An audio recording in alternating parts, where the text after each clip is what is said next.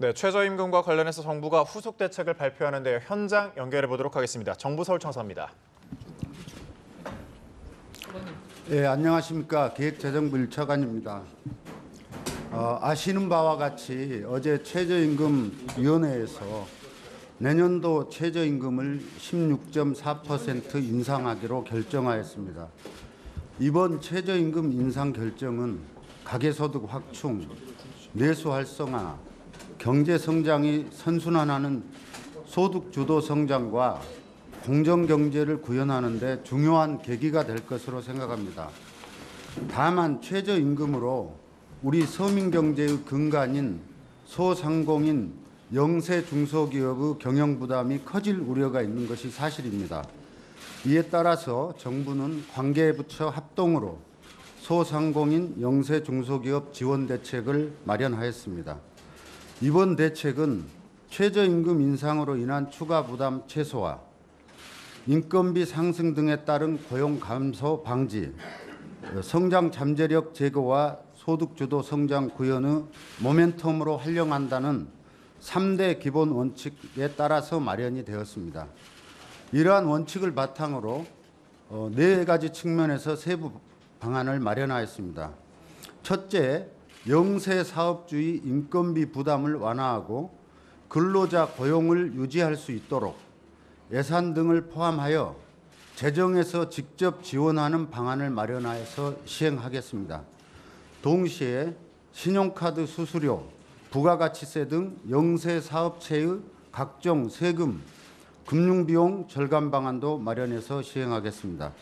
둘째, 상가 임대차, 프랜차이즈, 유통 등 영세 소상공인의 영업 환경과 밀접히 관련된 영역에서 불공정한 거래 관행을 없애나가기 위한 정책적 노력을 강화해 나가고자 합니다.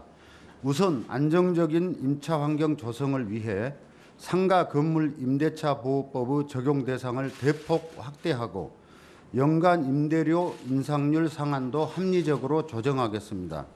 또한 가맹점, 대리점주의 협상력 강화를 위해 점주들의 단체 구성권을 강화하고 제도 개선 및 조사 처벌 강화를 위해 가맹본부 등의 여러 불공정 행위를 바로잡아 나가겠습니다. 아울러 생계형 적합업종 지정, 대규모 점포 등의 입지, 영업규제 강화를 통해 소상공인의 사업 영역도 보호해 나가겠습니다. 셋째, 소상공인 영세 중소기업의 영업환경 개선과 경쟁력 강화도 적극 지원해 나갈 것입니다.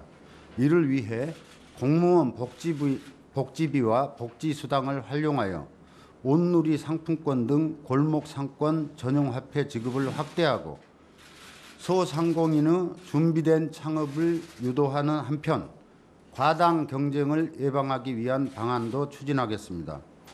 아울러 소상공인의 경쟁력 강화를 위해 전통시장 시설 개선, 소상공인 협동조합 활성화에 대한 정책적 지원도 확대해 나가겠습니다. 정부는 더불어 함께 사는 사회를 만들기 위해 기업과 정부가 부담을 나눈다는 정신을 바탕으로 이번 대책을 수립하였습니다. 최저임금 인상 과정에서 불가피하게 초래된 영세 소상공인의 어려움에 대해서는 정부가 최대한 책임진다는 자세로 모든 부처가 지혜를 모아 나가겠습니다. 끝으로 최저임금 인상의 영향을 면밀히 모니터링하면서 현장에서 대책의 효과를 체감할 수 있도록 하는데 대전의 노력을 기울이겠다는 말씀을 드립니다. 보다 자세한 내용은 이찬우 기획재정부 차관보로 하여금 설명드리도록 하겠습니다. 감사합니다. 네, 기획재정부 차관보입니다. 배포해드린 최저임금 인상에 따른 부담 완화를 위한 소상공인 영세 중소기업 지원 대책을 설명드리도록 하겠습니다. 먼저 첫 번째에 있는 추진 배경은 네, 정부 서울청사 연결해서 대책 발표를 들어봤습니다. 3대 기본 원칙을 바탕으로 이제 세부적인 방향을 마련했는데 정부는 소상공인 영세 중소기업 지원 대책을 마련하겠다는 것과 관련된 내용이었습니다.